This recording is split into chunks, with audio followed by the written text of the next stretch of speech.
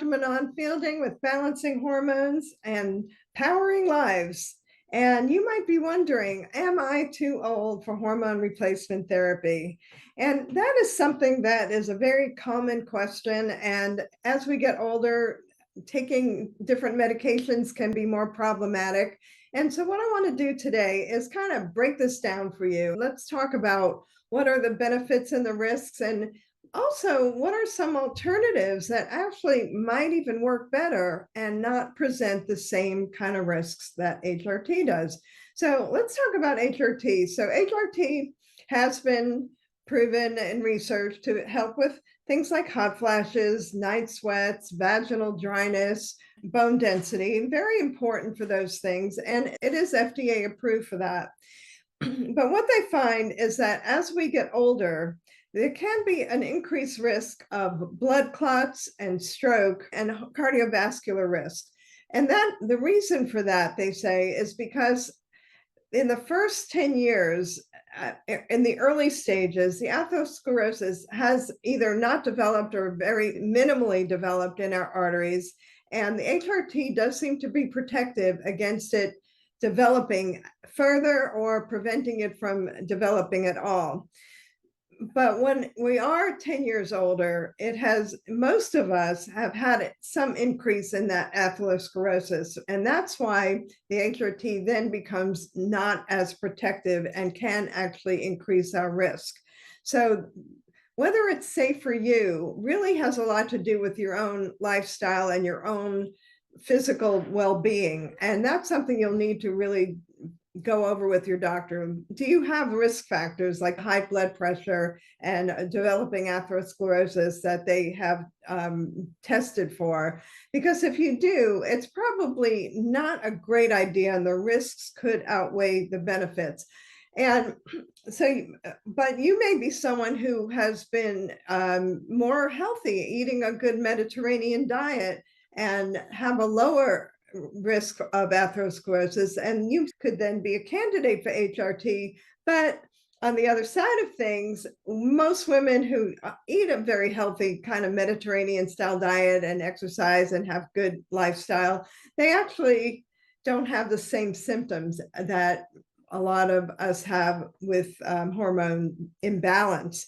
So those are things to consider. So what other alternatives are there? There's a really good news that you're not out of options if HRT is not good for you. And actually, these things may be even a better option for you. So the first one is estrogenic foods. Estrogenic foods has just been amazing for me and patients that I work with, because they have a protective effect, just like the HRT did. They help protect against cancer and heart disease and all the symptoms like the sleep issues, hot flashes, night sweats, bone density, all the things that we are concerned about as we get older.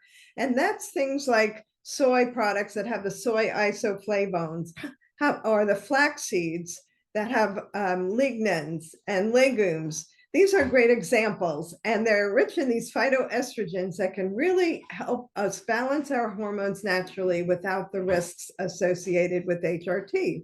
And if you want more information about that, please check out my YouTube video about estrogenic foods, and it does come with a handout that will give you all that information. Okay, the next one is adaptogenic herbs, and these are also life-saving in terms of hormonal balance and dealing with a lot of really different kind of symptoms, such as depression and anxiety. And the maca is one of the adaptogenic nutritional foods. It's not really an herb, it's actually a food. And it has been used in Peru for centuries by women for menopause and all kinds of hormonal imbalances. And it helps with stress, it helps with night sweats, it helps with balancing our mood, and it's very nutrient dense. So it's like eating a very nutrient dense food, very healthy oriented, and it helps kind of balance all of our hormonal organs.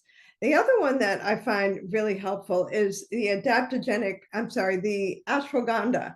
Ashwagandha is particularly beneficial when you have increased issues with mood, depression, anxiety. And I found that extremely beneficial in my early stages of menopause when I had panic attacks. And the ashwagandha was life-saving for me at that time. And I found very helpful for many of my patients. Just gives you a feeling of well-being without the weird feeling that you get sometimes from taking medication. So I really love that. The other one is addressing nutritional deficiencies. So as we age, our need for different nutrients changes also and can increase deficiencies.